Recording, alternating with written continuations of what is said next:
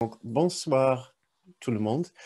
Je vous ai envoyé un petit email aujourd'hui avec cette petite question pas un peu provocatrice. Qui a peur de lâcher prise de l'ego? Donc ce soir, dans la première partie de la soirée, une soirée plutôt informelle par rapport aux séances que nous faisons le lundi soir, j'ai envie de vous présenter un petit sujet sur notre peur de lâcher prise de l'ego pour en prendre conscience, pour moins savoir quel est le terrain que nous traversons, dans l'objectif justement d'arriver à l'autre côté. L'autre côté, c'est un être, c'est un esprit avec bien moins d'ego et beaucoup plus de souvenirs de notre réalité. Vous savez bien qu'un cours miracle nous présente l'idée que nous sommes présents ici dans cette dimension, dimension du monde, qui n'est pas notre réalité. Et nous habitons ici avec ce que le cours appelle un esprit divisé. D'un côté, la partie de nous qui a envie de continuer avec cette malheureuse expérience de séparation de notre réalité, de l'unité parfaite, de l'unité de Dieu. Et de l'autre côté, nous avons la partie de nous qui n'a qu'une envie, c'est de rentrer à la maison et de redevenir ce que nous étions toujours. Et il y a ces deux parties de nous qui semblent être un petit peu en conflit, mais au moins il faut, pour pouvoir faire ce chemin d'une façon plus stable, plus cohérent, stable et cohérente et sereine, il faut qu'on soit au courant des différentes forces en nous qui poussent d'un côté, qui poussent de l'autre. Puisque imaginez un instant que si le cours nous demande de lâcher prise de l'ego et sans le savoir, nous en avons peur, il y a quelque chose en nous qui dit, finalement, je ne sens pas faire ces exercices ou je les fais pas systématiquement, je les fais pas profondément, ou je les laisse tomber, je les ignore, etc. Ça pourrait être parce que il y a une partie de moi qui ne veut pas le résultat de ces exercices. Peut-être il y a une partie de nous qui, malgré nos temps de méditation, malgré même nos connaissances intellectuelles de ce sujet, malgré nos meilleures intentions, il y a une partie de nous qui n'a pas envie du but du cours, qui n'a pas envie en fait, de cet éveil extraordinaire à notre réalité, à ce que nous sommes. Et j'ai envie d'explorer ça brièvement avec vous ce soir. Un sujet auquel j'ai touché déjà dans d'autres séances, mais peut-être ce soir, ça sera avec une approche un petit peu différente. Donc, dans le cours, on apprend qu'une idole, on apprend cette phrase, une idole où la pensée que Dieu a de toi est ta réalité. Une idole où la pensée que de Dieu a de toi est ta réalité, ça vient du chapitre 30, section 3, paragraphe 11.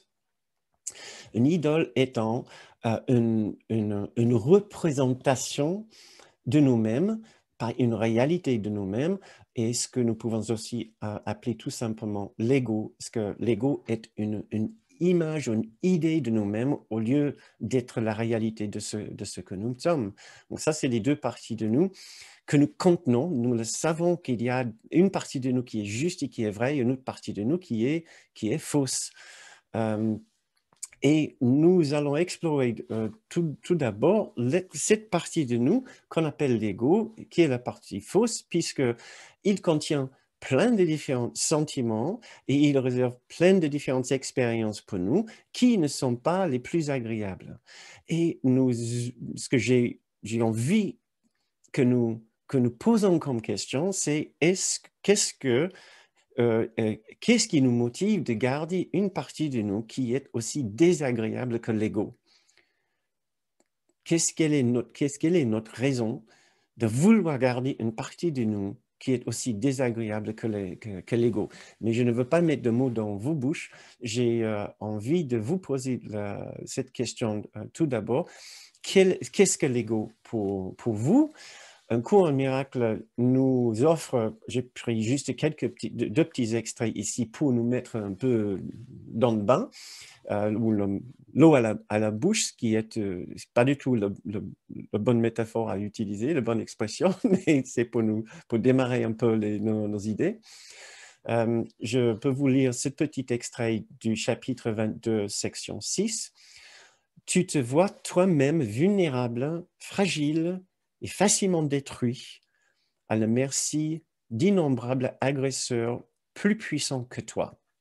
Et quand il dit « tu te vois toi-même », ce qu'il veut dire, c'est que quand on écoute l'ego, la partie séparée de nous, c'est ce qu'on entend et on répète ce que l'ego pense de nous. L'ego nous dit que nous sommes vulnérables, fragiles et facilement détruits à la merci d'innombrables agresseurs plus puissants que nous. Dans une autre section du cours, la leçon 95, paragraphe 2, nous lisons que la phrase commence de la même façon. Tu te vois toi-même comme, et il faut comprendre que c'est l'ego qui est là, qui nous dit cela. Notre réalité, bien sûr, est autre chose, et nous allons en parler. Mais donc, pour vous lire ce paragraphe, c'est ce que nous pensons tous au fond de nous quand nous nous alignons avec l'ego, avec la séparation en nous.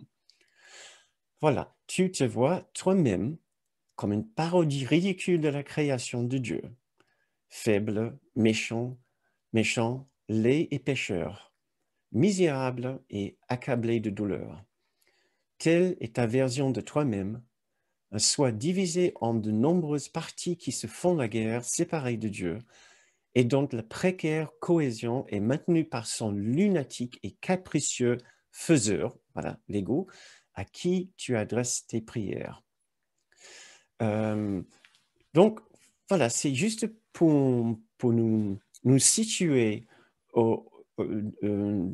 dans ce qu'est l'ego, au moins du point de vue d'un cours en miracle, puisque je sais que d'autres spiritualités et bien sûr la psychologie, on en parle différemment, mais au moins dans la philosophie spirituelle, dans la psychologie spirituelle d'un cours en miracle, l'ego est tout ensemble la partie de nous qui a une conscience séparée et qui cherche à préserver cette conscience séparée, qui ne veut pas savoir d'un quelconque lien que nous pouvons partager avec un autre esprit, avec une autre conscience ou même avec une autre réalité.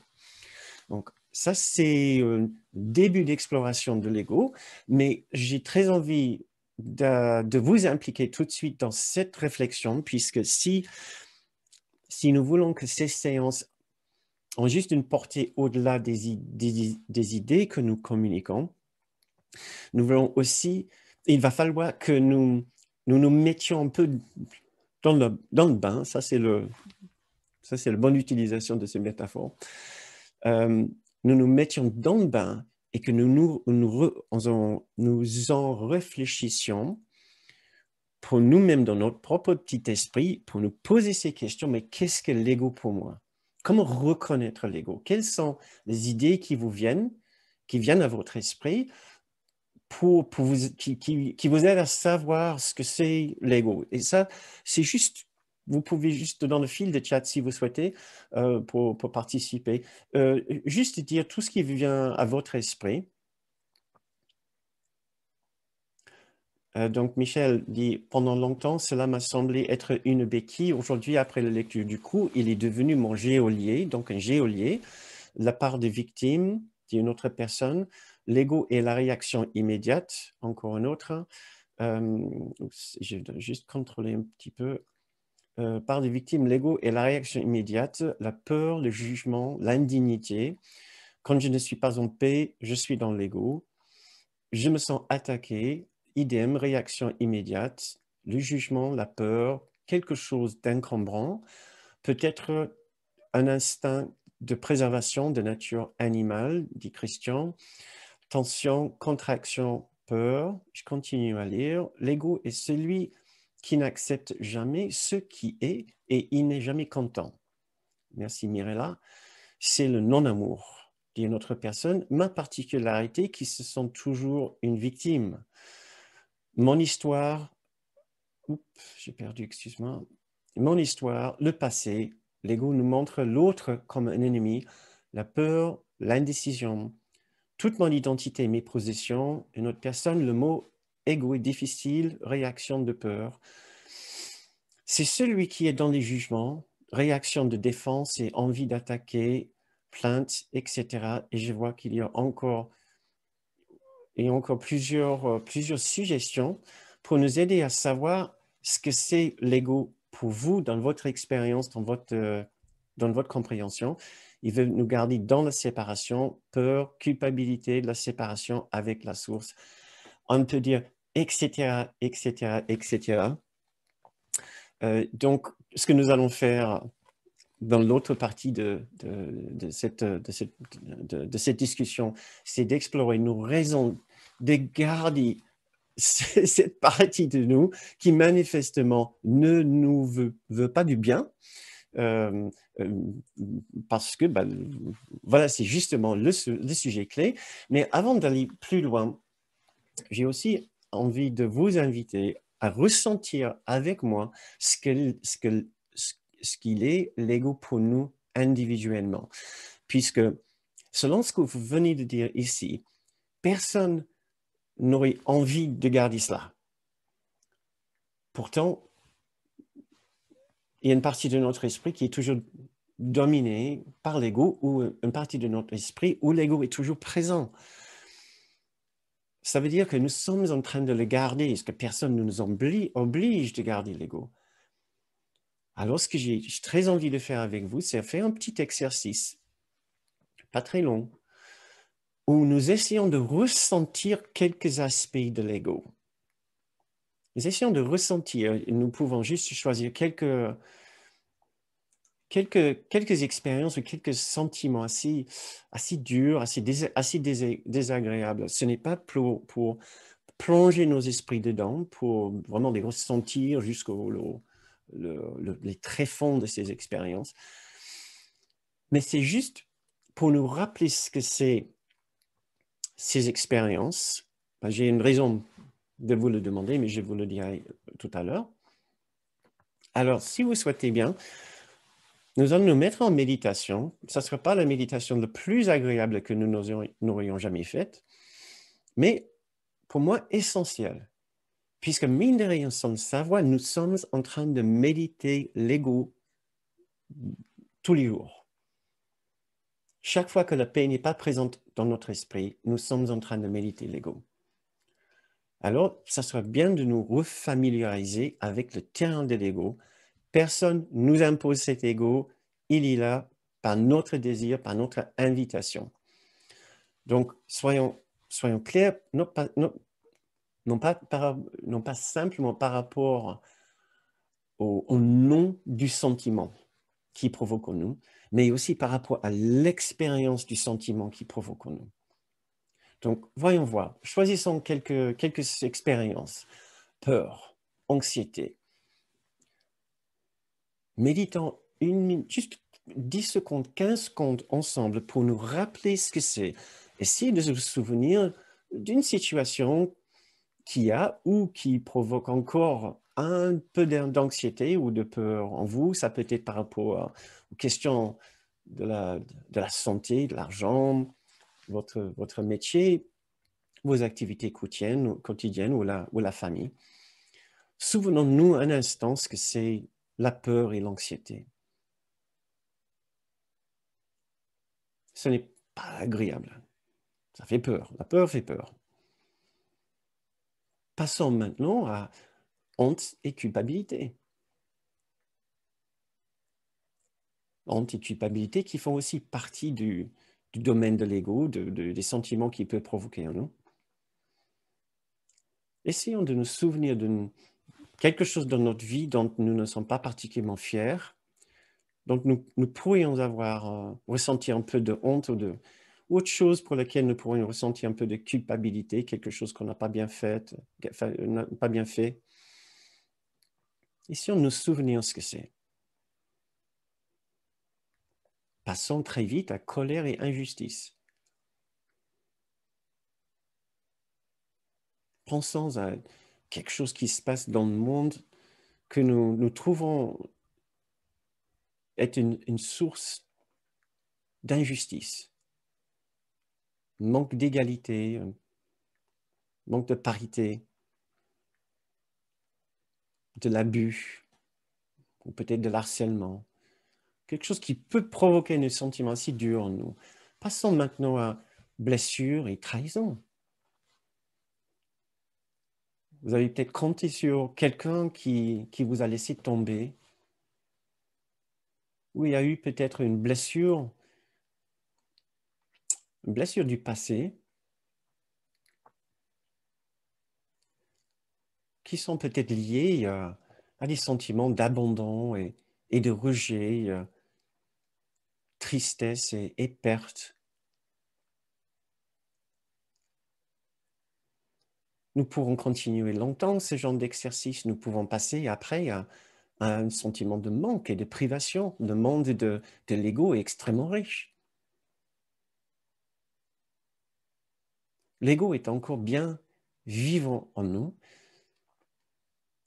Je pense que nous pouvons tous conclure qui ne voudrait pas être libéré de l'emprise de cette partie de nous sur notre esprit, l'emprise de l'ego sur notre esprit. Qui ne voudrait pas être libéré de l'emprise de l'ego sur nous? Posons-nous cette question alors.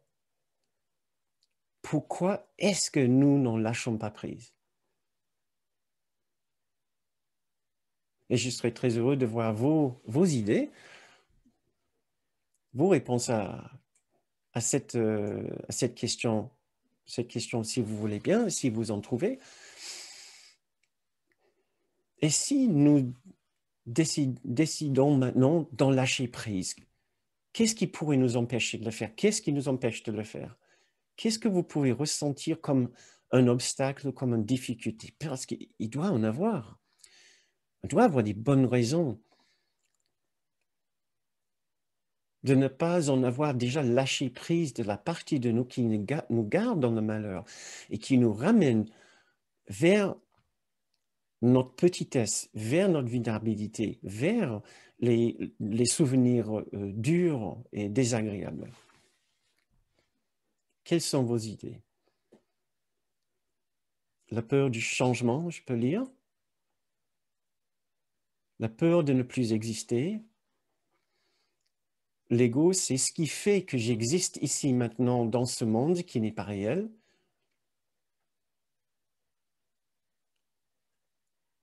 Un obstacle d'insécurité parce que je crois que ça va s'améliorer.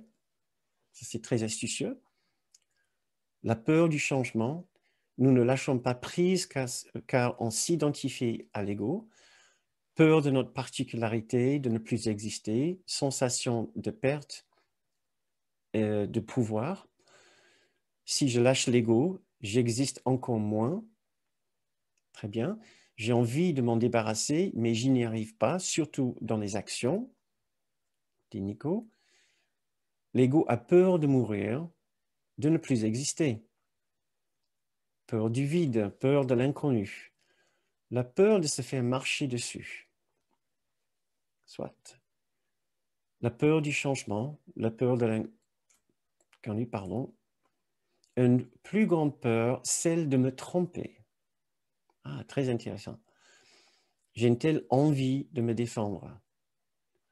C'est comme le syndrome de la femme battue, même si elle souffre et est à la merci de son bourreau, elle ne connaît pas autre chose, elle pense qu'elle pourra le changer un jour.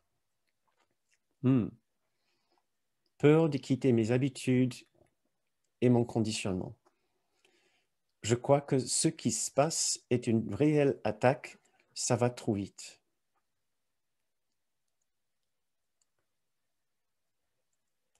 De me trouver dans le manque. Si Nathalie, peut-être je n'ai pas bien compris quelque chose dans ton commentaire, si tu dis ça va trop vite pour toi ici et maintenant, ou si c'est juste une perception par rapport à l'ego.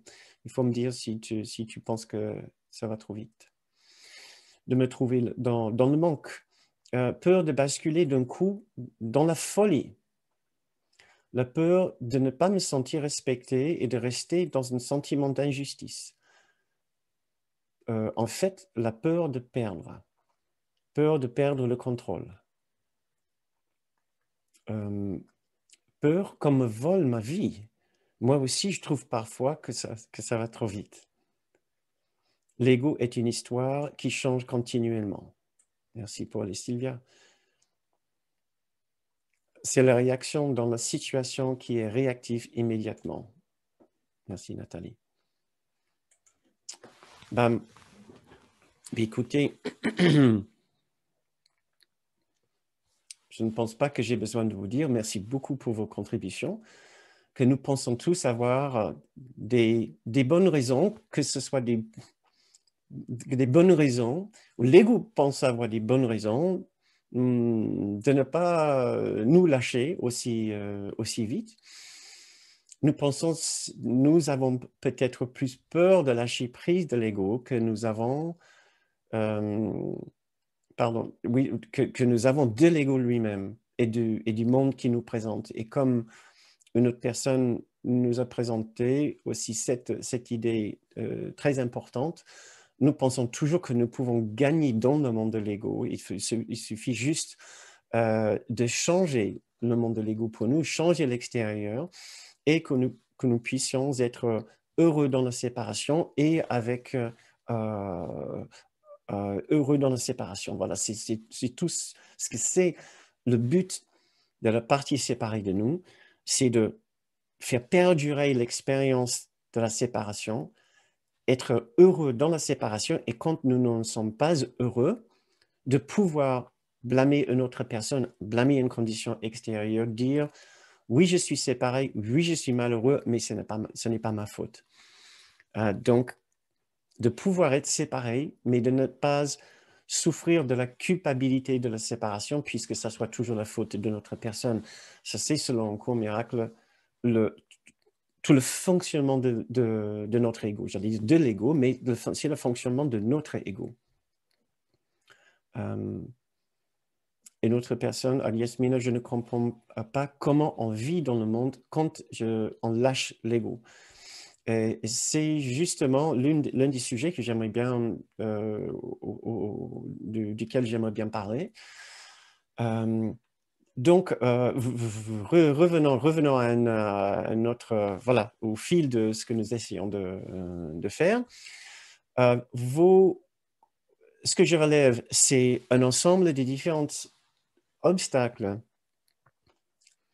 dont un certain nombre ont trait à notre peur de lâcher prise de l'ego et notre peur de l'inconnu.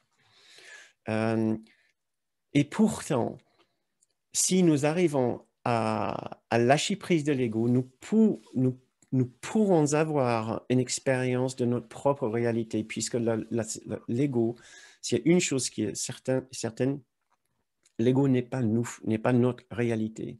Ce que j'ai préparé pour vous ici, c'est juste quelques petits extraits sur ce que nous sommes en réalité, pour le rappel, pour nous redonner la motivation, pour en lâcher prise. Parce que là, vous venez de nous donner beaucoup de bonnes raisons de ne pas en lâcher prise. Il faut que je vous en donne, je vous en donne une pour continuer cette démarche vers l'éveil. Un cours miracle nous dit que notre réalité n'est pas l'ego, est quelque chose de si extraordinaire, de si splendide, qu'il nous ferait un si immense bonheur de nous souvenir à nouveau de ce que nous sommes et d'entrer à nouveau dans la conscience de notre réalité, que nous n'hésiterons pas un instant à lâcher prise de l'ego. C'est pour ça qu'il y a ces multiples passages qui sont là pour nous aider à nous souvenir de ce que nous sommes. Donc, j'ai choisi deux. Mon esprit fait partie de celui de Dieu. Je suis très saint. Ça vient de la leçon 35. L'idée d'aujourd'hui ne décrit pas la façon dont tu te vois maintenant. Toutefois, elle décrit ce que la vision te montrera. Il est difficile pour quiconque pense être dans ce monde de croire cela de lui-même.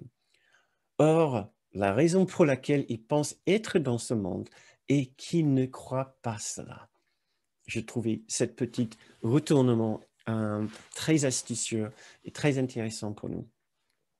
L'idée d'aujourd'hui ne décrit pas la façon dont tu te vois maintenant. L'idée est, mon esprit fait partie de celui de Dieu. Je suis très saint.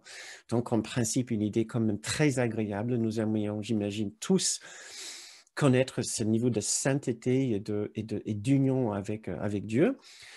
Toutefois, l'idée décrit ce que la vision nous montrera.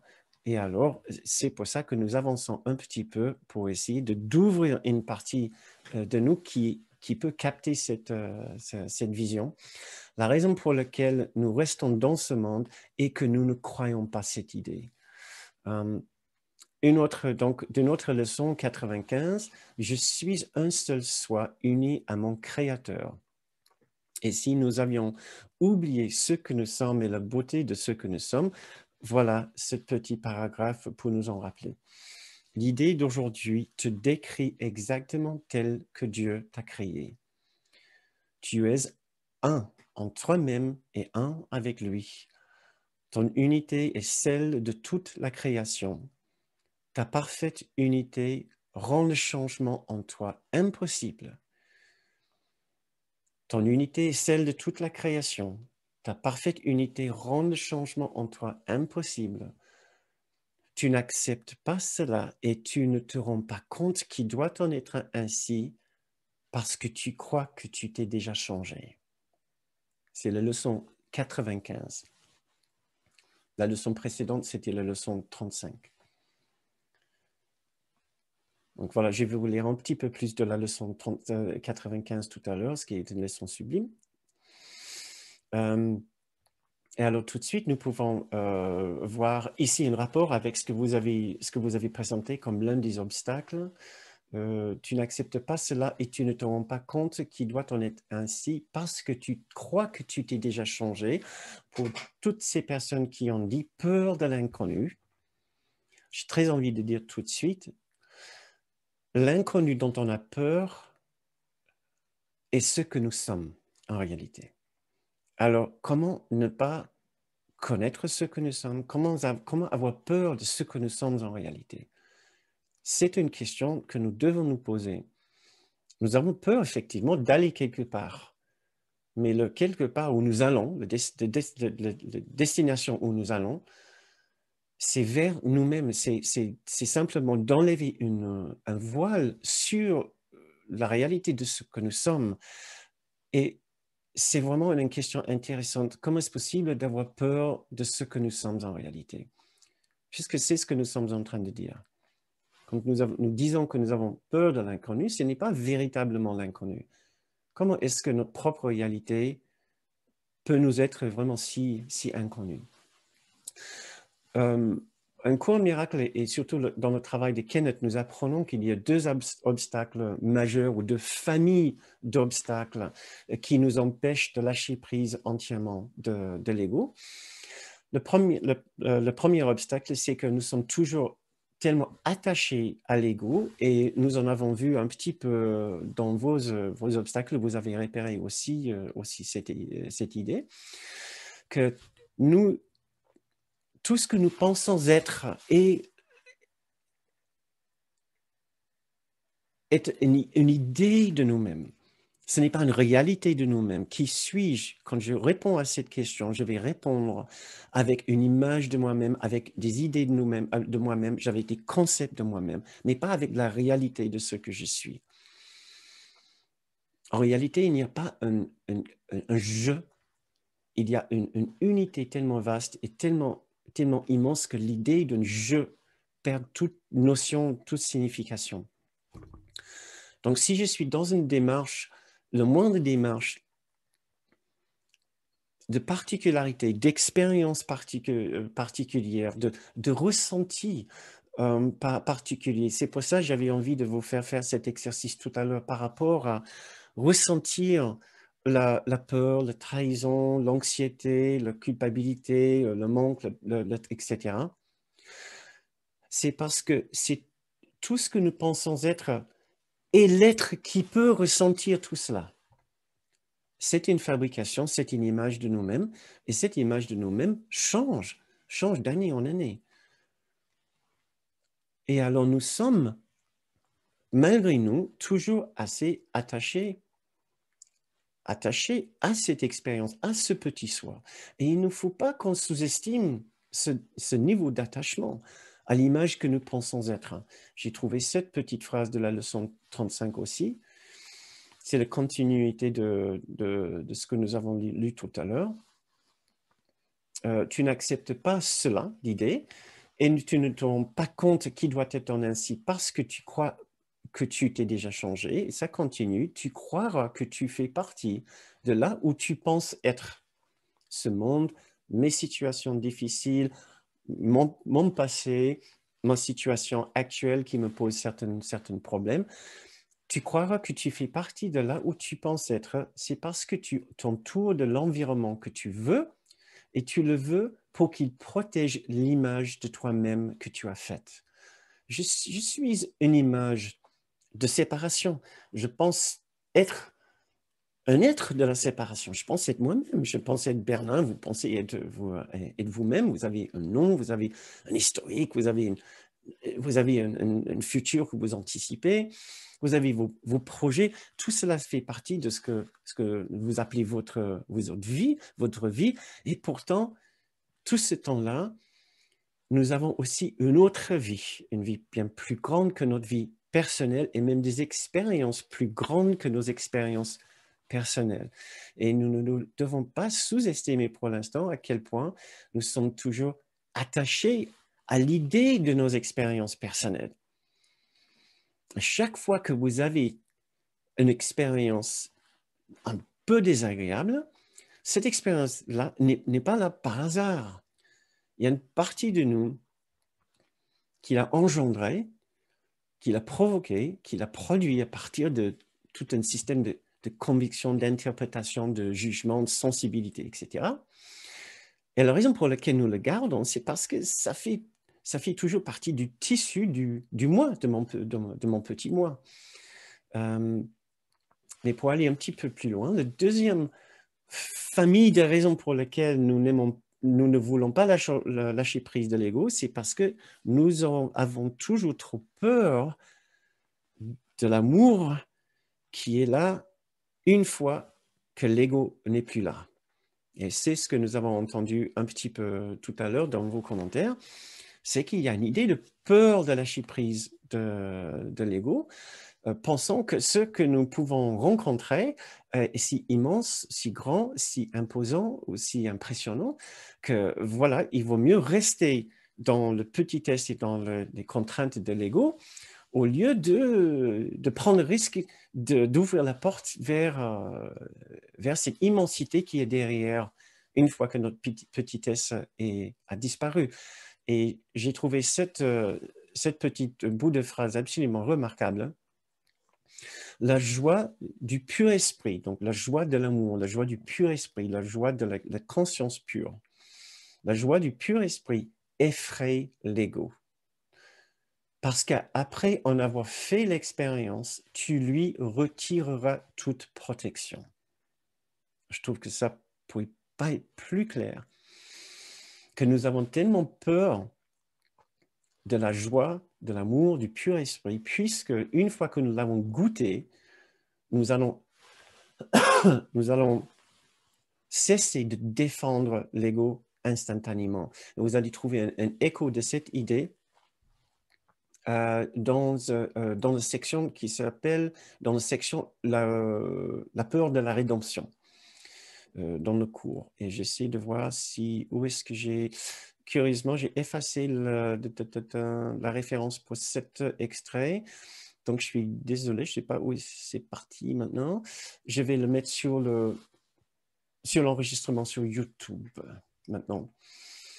Et alors, nous ne devons pas sous-estimer non plus notre peur de cet amour. Mais nous ne devons pas, si d'un côté nous ne devons pas le sous-estimer, nous ne devons pas le surestimer non plus, parce que c'est une fausse peur. Comment avoir peur de l'amour vraiment quand cet amour, c'est ce que nous sommes en réalité. Nous allons vers notre réalité. Nous allons vers ce que nous sommes. Comment dire? Chaque petit effort que nous faisons pour lâcher prise d'une petite partie de l'expérience de l'ego ouvrira une nouvelle expérience pour nous qui serait juste un avant-goût de la paix, de la sérénité que nous allons goûter, nous allons rencontrer le jour que nous sommes enfin prêts pour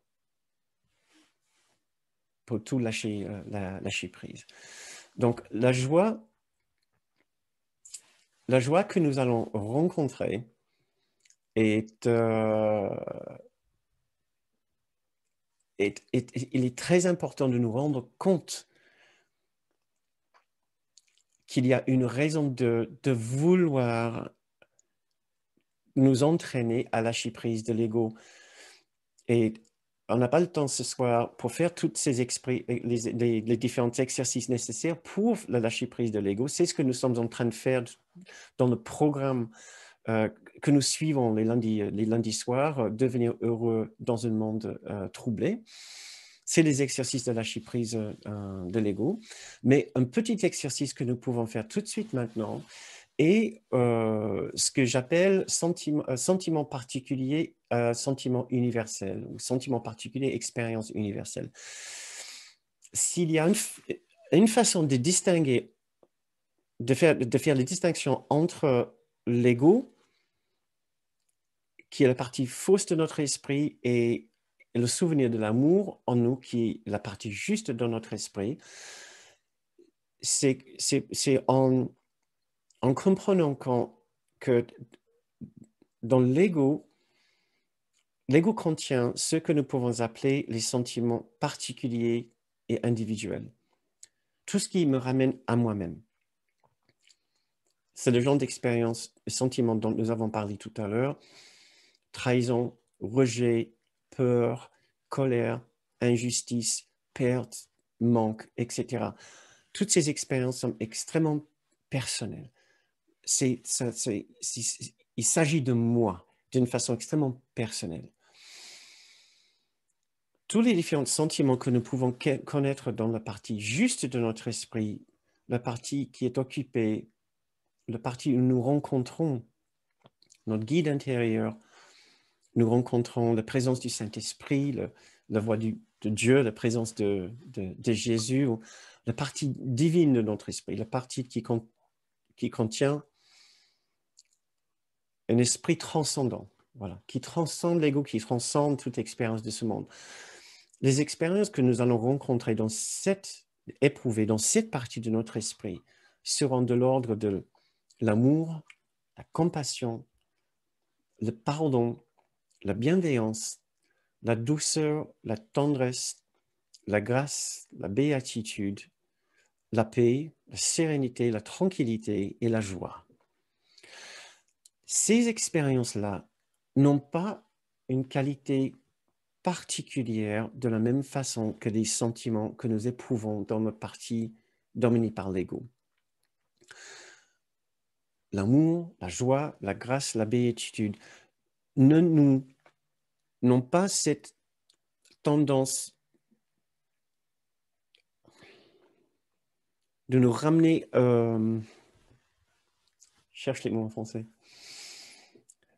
ces sublimes expériences ne sont pas une contraction de la vie, de la conscience, de mon expérience en moi, mais sont une expansion vers l'extérieur, vers les autres. C'est une démarche vers les autres. Ce n'est pas une démarche à l'intérieur, mais à l'extérieur, vers les autres, vers d'autres personnes, vers l'esprit d'autres personnes. Nous pouvons dire que c'est une démarche vers l'universel. Et nous pouvons ainsi faire une petite expérience maintenant, ce que j'ai envie de faire tout de suite avec vous, où nous essayons de ressentir la différence entre ces deux expériences. Contrastons une expérience de la peur et de la perte. Essayez de ressentir avec moi à quel point c'est une expérience très personnelle. C'est moi qui a peur, c'est moi qui ressens la perte ou le manque. Contrastons ça avec l'idée, une expérience de la plénitude et de l'abondance, de la sécurité, l'apaisement.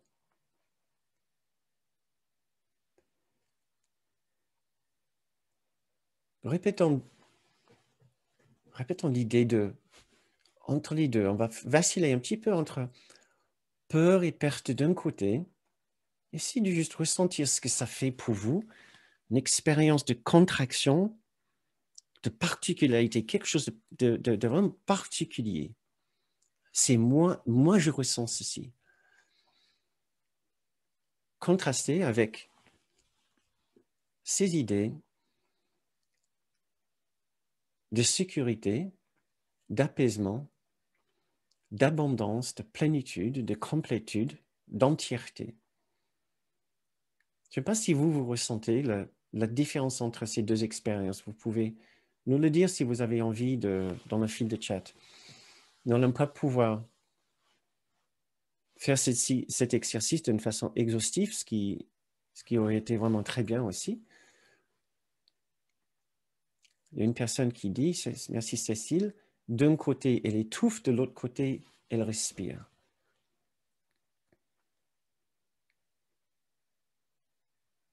Nous pourrions faire le même exercice, et ça sera magique, avec honte et culpabilité d'un côté, sentiment vraiment de honte d'avoir mal fait, de se sentir jugé par les autres,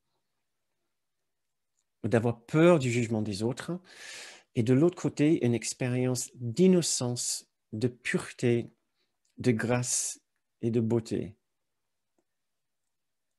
Essayons de faire cela ensemble.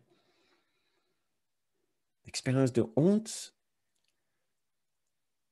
et de culpabilité, d'être sûr d'avoir mal fait.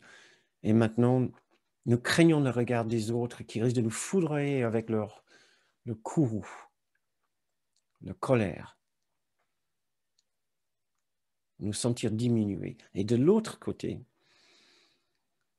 nous ressentons un immense apaisement, une vague d'innocence, de liberté, de tout jugement. Nous sentons une expérience de pardon, de bonté, de générosité, peut-être même de sainteté et de beauté. Qu'est-ce que ça fait pour vous?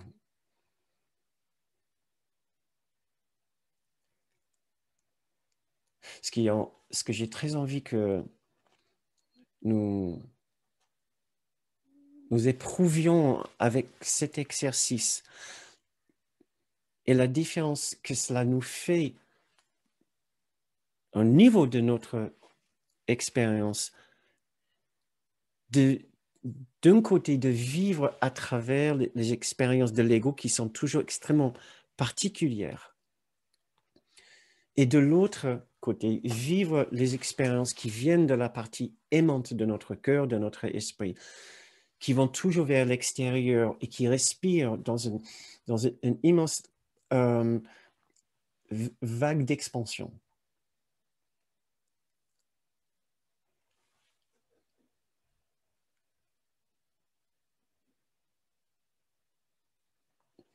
Une autre personne qui dit l'expérience de l'ego, c'est serré, contracté, dur, et de l'autre, c'est une expérience d'apaisement qui nous emporte, c'est léger, impalpable. Si nous arrivons à faire la différence entre ces expériences et à connaître l'origine de cette différence, c'est que une famille d'expériences appartient à l'ego qui est toujours extrêmement particulier, et de l'autre, et l'origine de l'autre expérience, c'est dans la partie de nous qui cherche à aller vers l'expérience universelle. Kenneth Wapnick disait toujours que nous ne pouvons pas vraiment éprouver l'unité sur Terre. Ce que nous pouvons connaître, hein, c'est l'universalité. L'unité sur Terre, ici dans la séparation, c'est une expérience de l'universalité. Donc, tout ce que nous pouvons faire pour connaître la différence, mais de façon expérientielle, pas juste d'une façon mentale. Oui, je veux me débarrasser de l'ego. Oui, je veux me lâcher prise de l'ego. Ça ne suffit pas. Sinon, nous l'aurions déjà fait. Il faut que nous le vivions maintenant. Comme une expérience de choisir entre tout ce qui nous contracte vers l'ego, vers le particulier, et tout ce qui nous ramène vers l'extérieur, vers les autres, vers le lien, vers l'expansion, l'expérience d'expansion, vers l'universalité. Plus nous arrivons à distinguer entre les deux, plus nous arrivons à ressentir le bonheur d'aller vers l'extérieur, de trouver cette démarche d'expansion. Plus vite, nous allons corriger notre esprit quand nous ressentons qu'à nouveau, nous nous rabattons sur nous-mêmes, nous nous recroquevillons sur nous-mêmes dans une expérience très personnelle, dans une expérience très particulière. Plus vite, nous allons nous dire, non, mais attends, j'ai le choix. Il n'y a pas que ça dans mon cœur et dans mon esprit. Ça me contracte, je me sens toute recroquevillée, toute construite. Quand je pense quand je ressens la peur, la colère, l'injustice, la trahison, etc. Nous voulons avoir une autre expérience maintenant. Il y a un bienfait absolument extraordinaire qui va inonder notre esprit le jour que nous décidons de mettre les expériences de l'ego de côté.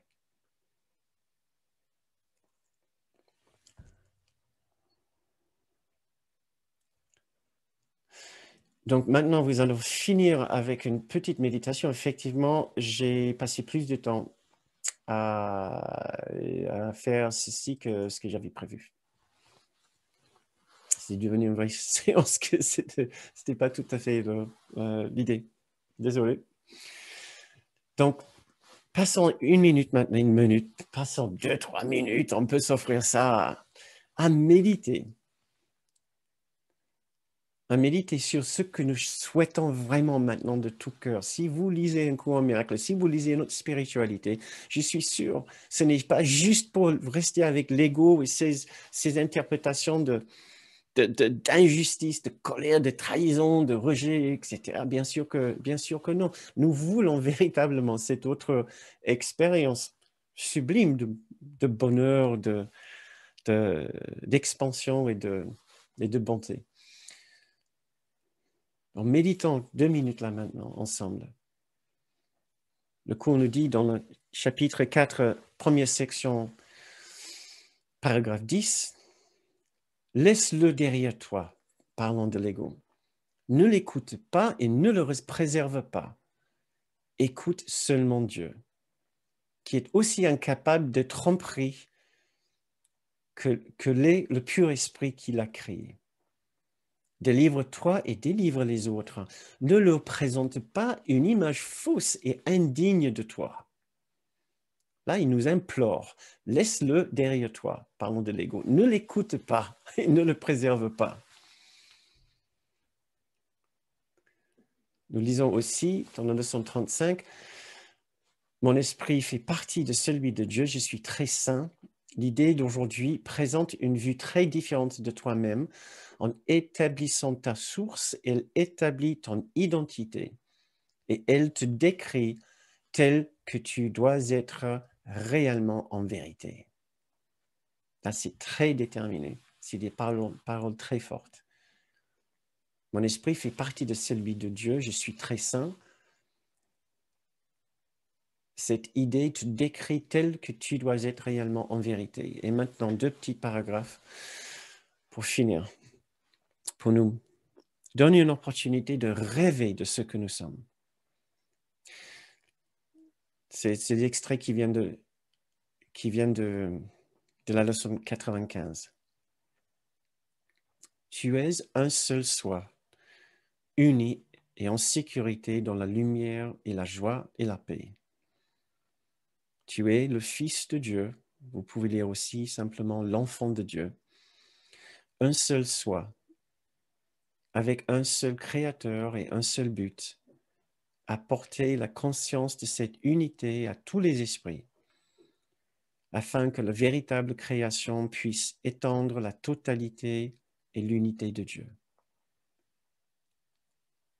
Essayez d'écouter ces paroles comme la vérité par rapport à votre sujet. Tu es un seul soi, complet, guéri et entier, avec le pouvoir de lever du monde le voile des ténèbres et de laisser la lumière en toi passer au travers pour enseigner au monde la vérité à ton sujet. Tu es un seul soi, en parfaite harmonie avec tout ce qui est et tout ce qui sera. Tu es un seul soi, le Saint-Fils de Dieu, uni à tes frères en ce soi, uni à ton Père en sa volonté. Ressens ce seul soi en toi et laisse-le dissiper toutes tes illusions et tous tes doutes. Voici ton soi, le saint enfant de Dieu lui-même, sans péché comme son Créateur, avec sa force au-dedans de toi et son amour à jamais tien. Tu es un seul soi et il t'est donné de ressentir ce soi au-dedans de toi et de chasser toutes tes illusions hors du seul esprit qui est ce soi, la sainte vérité en toi.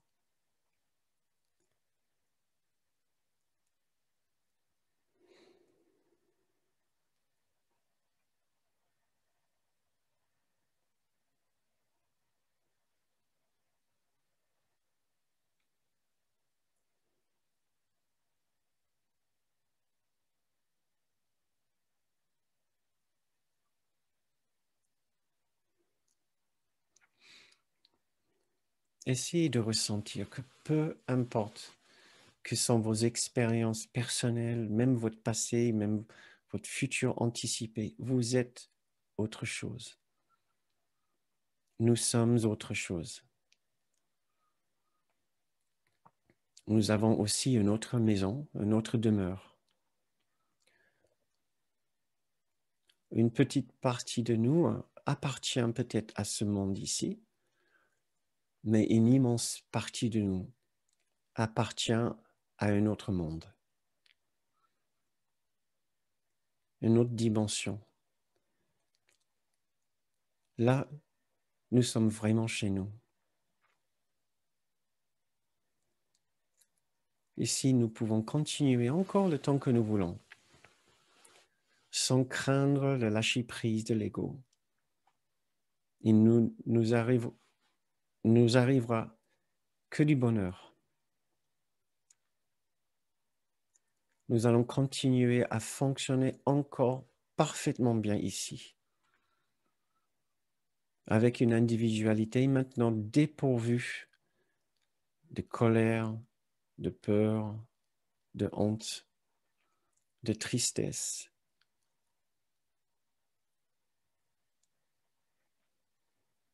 Nous allons continuer à fonctionner parfaitement bien, sans donner plus d'importance à l'ego. Il nous a fait des fausses promesses. Nous ne pouvons pas être heureux ici tant que nous gardons cette façon si étriquée et particulière de concevoir de nous-mêmes. Nous ne sommes pas coupés des autres. Nous sommes ensemble.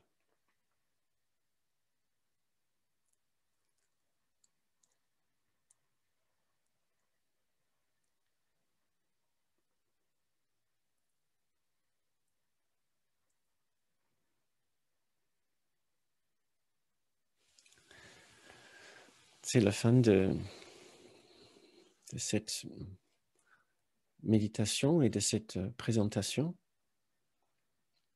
Vous pouvez ouvrir les yeux maintenant si vous souhaitez, si vous les avez fermés. Toutes mes excuses pour cette présentation qui était, c'est vrai, un peu plus longue que ce que j'avais prévu. Mais j'ai aussi très envie de vous faire participer avec ces exercices. Si vous devez nous quitter maintenant, merci beaucoup d'être venu, d'avoir passé une partie de votre soirée avec nous. J'espère que vous continuez à apprécier ces séances, ces temps que nous partageons ensemble. Si c'est le cas, sachez que c'est vos contributions qui nous aident à les garder et à les mettre en place. Donc, ce que vous pouvez faire pour nous aider à garder ces séances en place, ce sera le bienvenu avec vos contributions que vous pouvez faire en allant sur le site de bernardgroom.com. Nous sommes très reconnaissants pour toute votre aide. Merci, merci beaucoup. Maintenant, encore, si vous devez partir maintenant, merci beaucoup d'avoir passé votre soirée avec nous. Nous sommes très heureux de vous revoir. Et je parle pour tout le monde aussi, bien sûr. Nous sommes très heureux de vous revoir à un autre moment. Ça peut être lundi prochain ou jeudi prochain. Maintenant, tout de suite, j'ouvre vos micros et maintenant, nous pouvons parler. Christian, cher Christian. Oui, bonsoir à tous. Merci encore Bernard. L'ego me susurre une question dans le creux de l'oreille. Et Oui. tu vas me reconnaître à travers ça. On a toujours employé les mots ressentir. Et comment tu peux ressentir à la fois l'expansion dans la paix de Dieu ou la contraction et la contrainte dans l'ego si le corps n'a pas d'importance? Si on passe par les émotions, il faut bien avoir un corps. Et pour que la conscience descende, elle descend dans le corps. Peut-être quand j'ai parlé de contraction et expansion, c'était plutôt dans une expérience psychique et pas dans Oui, une mais le expérience psychisme, physique. c'est le corps. Je suis d'accord Euh, avec toi là-dessus. Oui, bien sûr, c'est pas les contractions musculaires, bien que ça peut te faire mal aux tripes quelquefois, mais oui. Mhm. C'est purement dans le, je- toutes les expériences que nous risquons d'avoir ici, pour l'instant, vont appartenir au domaine de l'ego. Toutes les expériences, que ce soit, que ça soit de la honte, la culpabilité, la tristesse, tout ce qui appartient à la famille des sentiments durs, mais aussi les sentiments agréables. Puisque pour l'instant, nous avons toujours une conscience séparée. Mais cette conscience séparée a deux aspects. Et donc, c'est plutôt dans ce sens-là que je parlais de contraction et d'expansion. C'était purement déjà une façon de nous aider à connaître la différence entre l'esprit juste et l'esprit faux. L'esprit faux qui veut qu'on reste à tout prix dans la séparation, dans la séparation. L'esprit juste qui ouvre une voie droite vers l'éveil à notre réalité. Je ne sais pas si je réponds à ta question. oui, un peu, si ce n'est que j'ai cru comprendre que quand tu étais dans l'esprit juste, Oui, tu ressentais des émotions de paix, de bonheur, de béatitude. Et tout, tu les ressens dans le corps, tu peux pas tout, les tout ressentir à fait. Mais dans le corps. encore, on a trois À moins que tu domaines. sois désincarné. Non, on parle de trois choses différentes. On parle d'expérience, de sentiments et de émotions. Alors, on peut dire que certains de ces phénomènes appartiennent plus à la particularité de l'ego, certaines appartiennent plus au domaine de l'esprit juste. Par exemple, émotion. Quand on parle d'émotion, on peut parler d'émotions dures comme tristesse et la peur, ou on peut parler d'émotions très agréables comme l'amour, où j'essaie de voir ce qui est vraiment une émotion, la joie. Mais est-ce que, je ne sais pas où je veux en venir avec ça. En fait, peut-être j'ai du mal à vraiment saisir exactement ce que c'est ta question. Est-ce qu'il y a un point de confusion ici au niveau de... C'est-à-dire que dans le cours, le corps n'a pas grande importance. Tout à fait, mais on n'est Comment pas... tu peux ressentir des émotions à travers, on va dire, un instrument qui n'a pas d'importance? Oui, si. Mais je n'ai pas l'impression qu'on a... Donc, je comprends ta logique maintenant. Il n'y a que dans le corps qu'on peut ressentir les émotions telles que la joie et le bonheur. Voilà. Oui. D'accord. Je pense que c'est peut-être là où j'avais un peu de confusion parce que je n'estime pas que c'est uniquement dans le domaine du corps et quand on est placé dans le corps qu'on peut avoir des expériences de paix et de grâce et d'amour. Moi, je pense qu'il est tout à fait possible d'avoir des expériences de ne plus appartenir au corps, d'avoir même des expériences d'oubli du corps et de connaître des élans de paix et d'amour qui ne sont pas rattachés à une expérience du corps. Il y a même dans une phrase du cours qui dit que vous pouvez même avoir, there are moments when you forget the body, des instants où quand vous oubliez le corps, quand vous oubliez l'expérience du corps. Donc, il en parle maintenant. Je ne sais pas si je vais pouvoir le trouver très rapidement. Je ne crois pas. Je pense que tu vas devoir me croire sur parole que le cours Volontiers, volontiers. parle. Merci, c'est gentil.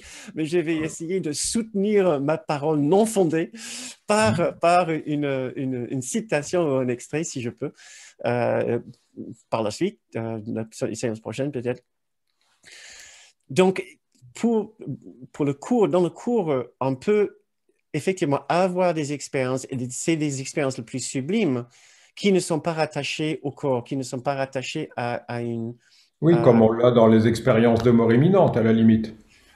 Mais je voulais pas en parler. C'est tout à fait ça, mais je veux pas croire qu'il faut presque mourir pour les avoir. Donc, Non, les sorties astrales aussi, les rêves.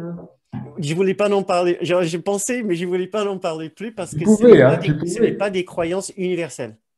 Ah, Donc, c'est pas tout le monde qui croit, j'allais dire, les expériences hors du corps, etc., les voyages astro, mais c'est pas une réalité pour tout le monde.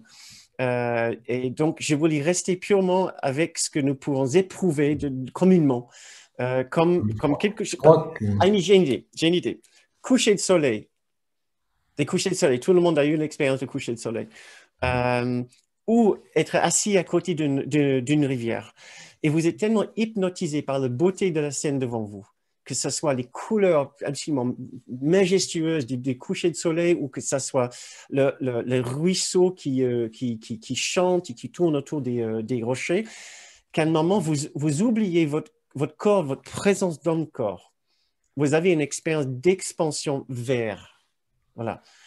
Donc, le ressenti là, l'émotion, l'expérience n'est pas localisée dans le corps. C'est quelque part dans l'esprit, mais ce n'est pas l'esprit incarné.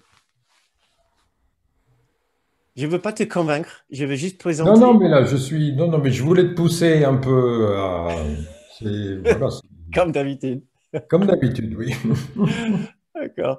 Mais voilà, c'est les choses, je pense, dont il faut avoir au moins une certaine petite expérience. Des fois, en méditation, on peut atteindre un niveau de paix si profond, si élevé, que pour l'instant, on peut oublier qu'on a un corps. Oui, mais la méditation est une technique corporelle. Ah non. Non, je dirais pas. Je dirais qu'il y a l'utiliser le corps peut C'est une utilité, faciliter oui, les états de méditation. C'est un oui, moyen. Mais la c'est un méditation moyen. peut se faire en marchant. Tu peux C'est... marcher dans une forêt et perdre complètement conscience de ton corps. Hmm.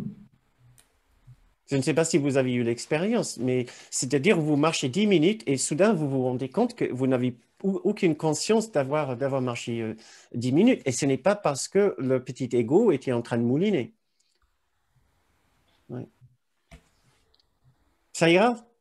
Ça ira très bien, oui, oui, oui. Mais c'est parce que je suis influencé par ma culture Qigong qui part du corps pour aller vers la conscience Ah et pas oui, l'inverse. oui, ah oui, d'accord. Voilà. Mais si c'est ta méthode d'atteindre le divin, il n'y a absolument aucun problème. Par contre, pour le scientifique en toi, je voulais te rappeler que dans la physique quantique, le corps n'existe pas. Le corps est uniquement si tu vas à Oui. l'intérieur de Le corps, chaque petit. c'est une projection holographique. Oui, je suis d'accord avec ça. Oui, oui. Très bien. Donc, le Oui. corps ne peut pas. Si le corps a un niveau subatomique, quantique, ça veut dire les plus petites particules, le corps n'est pas matériel. Comment est-ce que il peut avoir comment est-ce que le corps doit être critiquement nécessaire, obligatoirement nécessaire pour atteindre les expériences du divin, si à la fin, quand on pénètre au fond du corps, le corps disparaît. Donc, je dis pas que le corps ne peut pas être utile. Il y a beaucoup de spiritualité qui utilise le corps pour aller vers les expériences les plus mystiques et les plus spirituelles. Le corps, un cours miracle n'appartient pas à cette famille de spiritualité, mais du coup, on n'a rien contre non plus. Très bien. Je crois que Michel a levé sa main aussi. Oui, oui, depuis le moment. Merci, Christian. Michel. Connaître cette sensation-là hors corps, c'est là où moi je trouve une énorme difficulté à devoir revenir constamment dans ce corps avec l'ego et de devoir le supporter. Et de me Ah, dire, mais pourquoi est-ce que je dois encore vivre ça alors que je connais l'autre côté? Pourquoi est-ce que j'ai besoin de continuer à être ici alors que j'ai vu et que je connais l'autre côté? Pourquoi est-ce que constamment je suis ramenée dans ce corps lourd et pesant et ces sensations douloureuses du quotidien? Et voilà, ça c'est ma question pour le coup. hmm. Et je pense que c'est une très bonne question, une question que d'autres personnes auraient pu poser, une question que j'ai entendue aussi d'autres mamans. Pourquoi est-ce que je reste ici? Pourquoi est-ce que je dois rester ici? J'aime si peu ma vie dans ce corps. Je rêve de me débarrasser de ce corps, ce genre de choses. Cette vision-là du corps ne correspond pas à la vision qu'un cours miracle va nous apprendre. Il va nous aider à comprendre qu'il n'y a aucun aspect de la vie du corps qui est ce qu'on pourrait dire négative. La seule chose qui est négative est ce que l'ego veut faire de notre corps et de notre sentiment d'individualité. Mais le fait d'avoir un semblant d'individualité et avoir une expérience du corps n'est pas en soi une souffrance. Il faut l'ego pour interpréter une souffrance. Et je pense que le point est vraiment très important, puisque sinon, nous pouvons être tentés de croire que le seul répit de ce rêve de séparation, c'est la mort. Il y a même une phrase dans le cours qui dit, il y a une tendance à croire that there is a tendency to believe that there is peace in death. Je ne connais pas exactement l'expression que la, qu'il y a la paix qui suit la mort, quelque chose de cet ordre-là. Ce qui ne correspond pas avec la vision du cours. Si on meurt toujours avec l'ego, l'ego continue après avec nous et nous accompagne encore. Là, je suis d'accord. Mm. Mais moi, je Donc ne perçois même pas il est, cette mort, quoi. C'est il est plus un possible de vivre envol. ici. Il est possible de vivre ici de la façon la plus sereine, même avec un corps, même avec un semblant d'individualité. Ce que même les grands sages, jusqu'à la fin de leur jour, avaient un semblant d'individualité. Nisargadatta avait sa personnalité, Ramana Maharshi.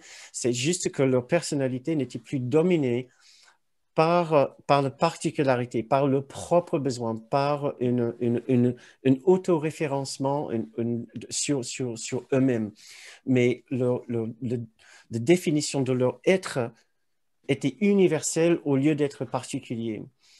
Ils savaient qu'ils n'étaient pas le petit soi, ils savaient qu'ils étaient autre chose. Et donc, ils étaient libérés des impulsions de l'ego, de se servir d'autres personnes et de ce monde pour leur bien, puisqu'ils n'avaient plus ce besoin, ils n'avaient plus les besoins qui viennent de l'ego.